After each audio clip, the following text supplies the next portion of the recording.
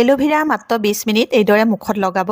যদি আপোনালোকৰ স্কিনৰ উজ্জ্বলতা নোহোৱা হৈ গৈছে, খহটা হৈ গৈছে, স্কিনখন ফপৰা হৈ গৈছে, তেতিয়াহ'লে স্কিনৰ গ্লো আনিব, স্কিনখন বগা উজ্জ্বল হৈ জিলিকি যাব। হাই ফ্ৰেণ্ডছ, আপোনালোক সকলোকে মোৰ অসমীয়া সঁচাই চেনেলৰ নতুন এটা ভিডিঅ'ৰ মাজলৈ স্বাগতম জনাইছোঁ। আশা ৰাখিছোঁ আপোনালোক সকলো ভালে আছে। বৰ্তমান ছিজনটোত এলোভেৰাই স্কিন কেয়াৰ কৰিবৰ কাৰণে বহুত বেছি ভাল হয়। এলোভেৰাই স্কিনখন হাইড্ৰেট কৰিও ৰাখিব আৰু লগতে স্কিনৰ উজ্জ্বলতাও বঢ়াব, স্কিনখন গ্ল' কৰিবলৈ, ডাৰ্ক স্পট থাকিলে দূৰ কৰিবলৈ সহায় কৰিব। আপোনালোকে যিকোনো স্কিন টাইপতে এলোভেৰা জেল ব্যৱহাৰ কৰিব পাৰে। লাগে ড্ৰাই স্কিনে হওক বা অইলি স্কিনে হওক, যিকোনো স্কিন টাইপতে ব্যৱহাৰ কৰিব পাৰিব। আজি মই আপোনালোকক তিনিটা নিয়ম দেখুৱাম। এই তিনিটা নিয়মেৰে আপোনালোকে এদিনতে এলোভেৰা জেল ব্যৱহাৰ কৰিব পাৰে। নহ'লে আপোনালোকৰ যদি সময় নহয় তেতিয়াহ'লে আপোনালোকে এদিনত ইয়াৰে যিকোনো এটা ব্যৱহাৰ কৰিলেও হ'ব। এতিয়া মই আপোনালোকক এলোভেৰা জেল লগোৱা তিনিটা নিয়ম দেখুৱাম আৰু দেখুৱাৰ আগতে আপোনালোকলৈ এটা ৰিকুৱেষ্ট আছিলে।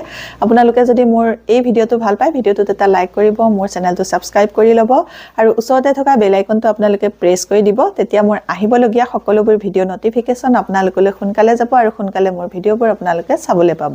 এতিয়া মই আপোনালোকক এলোভেৰা জেলৰ প্ৰথম ৰেমেডিটো দেখুৱাম। প্ৰথমতে মই এতিয়া খুব বঢ়িয়া এটা এলোভেৰা জেলেৰে স্কাৰ্ফ তৈয়াৰ কৰিম। কেনেধৰণে তৈয়াৰ কৰোঁ চাওঁ বলক। এই স্কাৰ্ফটো তৈয়াৰ কৰিবৰ কাৰণে লাগিব নেচাৰেল এলোভেৰা পাত, আৰু নেচাৰেল এলোভেৰা পাত মই এনেকৈ সৰু টুকুৰা এটা লৈছোঁ আৰু ছাইডৰ কাইটটো কাটি লৈছোঁ। আৰু প্ৰথমতে আপোনালোকে নেচাৰেল এলোভেৰা পাত ব্যৱহাৰ কৰিবলৈ হ'লে ভালকৈ এলোভেৰা পাতটো কাটি আধা ঘণ্টামান আপোনালোকে থৈ দিব। আৰু থৈ দিয়াৰ পাছত দেখিব হালধীয়া ৰঙৰ এটা পানী ওলাইছে। সেই পানীটো আপোনালোকে যাবলৈ দিব। সেইটোৱে সৈতে যদি আপোনালোকে এলোভেৰা পাতটো ব্যৱহাৰ কৰে তেতিয়াহ'লে আপোনালোকৰ স্কিনত খজুতি হ'ব পাৰে। সেইকাৰণে আপোনালোকে সেই পাতটো থৈ দিব। আধা ঘণ্টামানৰ পাছত আপোনালোকে ভালকৈ ধুব। ধোৱাৰ পাছত আপোনালোকে আজি মই দেখুৱাৰ ধৰণে ব্যৱহাৰ কৰিব। এতিয়া মই এলোভেৰা পাতটো মাজেৰে কাটি অলপমান চুৰিয়ে খুচি দিলোঁ। খুচি দিয়াৰ পাছত প্ৰথমতে মই দিছোঁ এয়া পিচি লোৱা চেনি এচামুচৰ জোখাৰে, আৰু ইয়াৰ পাছত মই এয়া আধা চামুচৰ জোখাৰে কস্তুৰী হালধি দিছোঁ।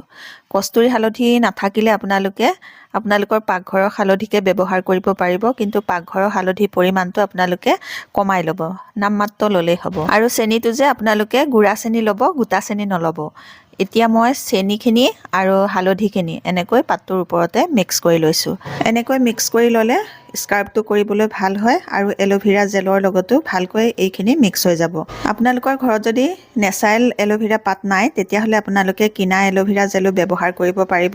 তাৰ কাৰণে অকণমান কিনা এলোভেৰা জেল এনেকৈ ল'ব, তাৰ লগতে চেনি আৰু হালধি মিক্স কৰি ল'ব। এতিয়া এইটো খুব বঢ়িয়া এটা স্কাৰ্ফ তৈয়াৰ হৈ গ'ল। এনেধৰণে সহজে এলোভেৰা স্কাৰ্ফ আপোনালোকে কৰিব পাৰিব। আৰু এই স্কাৰ্ফটো কেনেকৈ কৰিব এতিয়া মই আপোনালোকক দেখুৱাই দিছোঁ। এতিয়া মই ৰেডি হৈ ল'লোঁ। এতিয়া এইটো এলোভেৰা পাতটো লৈ লৈছোঁ। লোৱাৰ পাছত এনেধৰণে আপোনালোকে 4 পৰা 5 মিনিট লাহে লাহে চাৰ্কুলাৰ মোচনত স্কাৰ্ফ কৰি থাকিব। এইদৰে যদি আপোনালোকে এলোভেৰাৰে স্কিনখন মাছাজ কৰি স্কাৰ্ফ কৰে তেতিয়া স্কিনত লাগি থকা যিবোৰ ডেড স্কিন চেল, মৃত ছাল সেইবোৰ দূৰ হৈ যাব আৰু তেতিয়া স্কিনৰ উজ্জ্বলতা বাঢ়িব, স্কিনখন নিমজ হ'ব, স্কিনখন গ্ল' হ'বলৈ সহায় হ'ব। এতিয়া মই ভালকৈ এয়া মাছাজটো কৰি লৈছোঁ। এনেধৰণে মাছাজ কৰি লোৱাৰ পাছত এখন ভিজা ৰুমাল লৈছোঁ। এখন ভিজা ৰুমালেৰে ভালকৈ মুখখন মচি ল'ম। মুখখন মচিবলৈ এখন কোমল টাৱেল ব্যৱহাৰ কৰিব।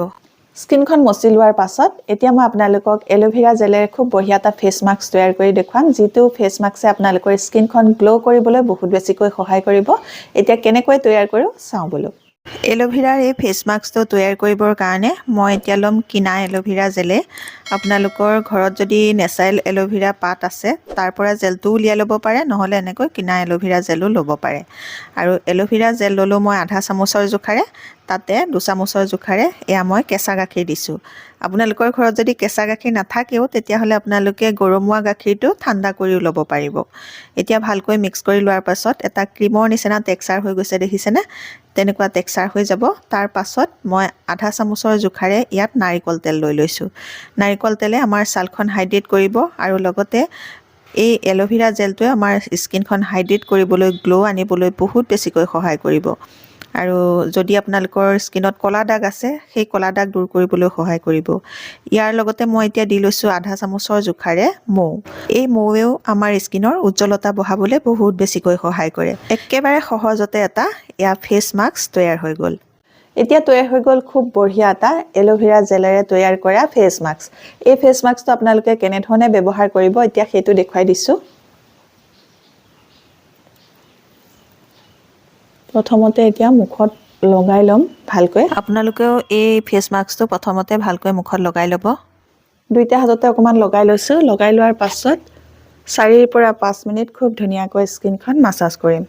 এইদৰে আপোনালোকে 4 পৰা 5 মিনিট স্কিনখন খুব ভালকৈ মাছাজ কৰিব। এনেকৈ মাছাজ কৰি দিলে স্কিনত ব্লাড চাৰ্কুলেশ্যন হ'ব। আমাৰ স্কিনত যেতিয়া ব্লাড চাৰ্কুলেশ্যনটো ভালকৈ হৈ থাকিব তেতিয়া আমাৰ স্কিনত সোনকালে বলি ৰেখা নপৰে, স্কিনখন কোচ খাই নাযাব, স্কিনখন খুব ধুনীয়াকৈ গ্ল' হ'ব, ক'লা দাগ থাকিলেও দূৰ হৈ যাব। আৰু মাছাজ কৰি থাকোঁতে যদি আপোনালোকৰ হাতখন বা মুখখন শুকাই যোৱা নিচিনা লাগে তেতিয়াহ'লে আপোনালোকে আকৌ অকণমান মুখত লগাই ল'ব, লগাই লৈ আকৌ পুনৰ মাছাজ কৰিব। 4-5 মিনিট ভালকৈ মাছাজ কৰি লোৱাৰ পাছত যিখিনি থাকিলে সেইখিনি আকৌ এবাৰ ওপৰতে লগাই দিম। 2 নম্বৰ প্ৰলেপটো আপোনালোকে অকণমান ডাঠকৈ লগাই দিব যাতে এই ফেচ মাস্কটো অলপ বেছি সময়ৰ কাৰণে আপোনালোকৰ স্কিনত লাগি থাকে। এনেধৰণে লগাই পেলাই এই এল'ভেৰা ফেচ মাস্কটো আপোনালোকে 20 মিনিট ৰাখিব লাগিব। 20 মিনিট পাছত কি কৰিব লাগে মই দেখুৱাই আছোঁ। 20 মিনিট হৈ গ'ল। 20 মিনিটৰ পাছত প্ৰথমতে মই এই ভিজা ৰুমালখনেৰে মুখখন মচি ল'ম। মুখখন মচি লৈছোঁ। মুখখন মচাৰ পাছত স্কিনখনৰ খুব ধুনীয়া এটা গ্ল' আহিছে, দেখিছেনে?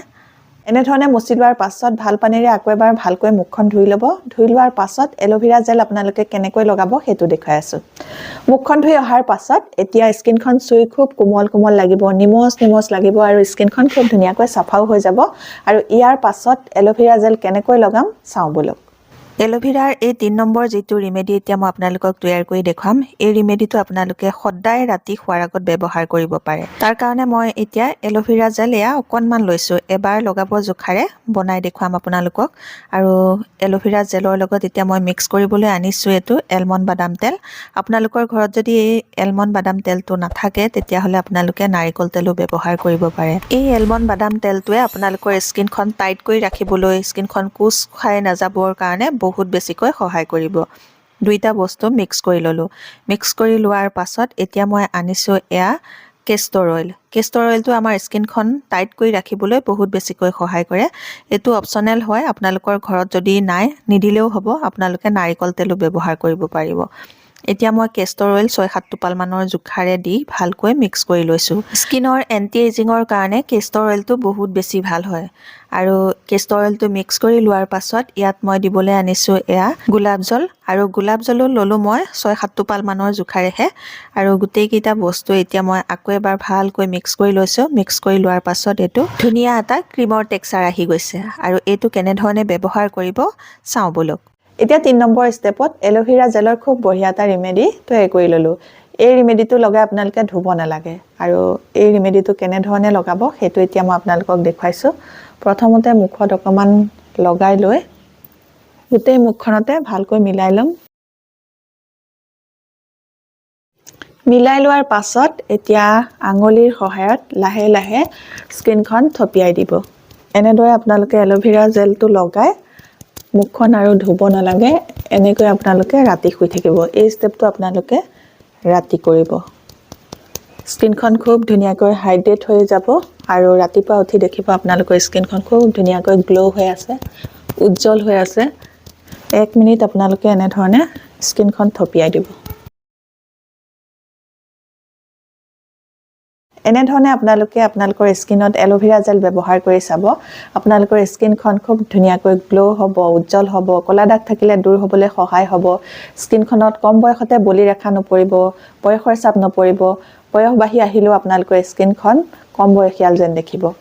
আজিৰ এই ভিডিঅ'টো যদি আপোনালোকৰ ভাল লাগিলে তেতিয়াহ'লে মোৰ ভিডিঅ'টোত এটা লাইক কৰিব, মোৰ চেনেলটো ছাবস্ক্ৰাইব কৰি ল'ব আৰু আপোনালোকৰ ফ্ৰেণ্ডৰ লগতো এই ভিডিঅ'টো শ্বেয়াৰ কৰি দিব। নতুন এটা ভিডিঅ'ৰ সৈতে, নতুন বেলেগ টিপছৰ সৈতে আপোনালোকৰ মাজলৈ আকৌ আহি আছোঁ। তেতিয়ালৈকে নমস্কাৰ, আজিলৈ আহোঁ।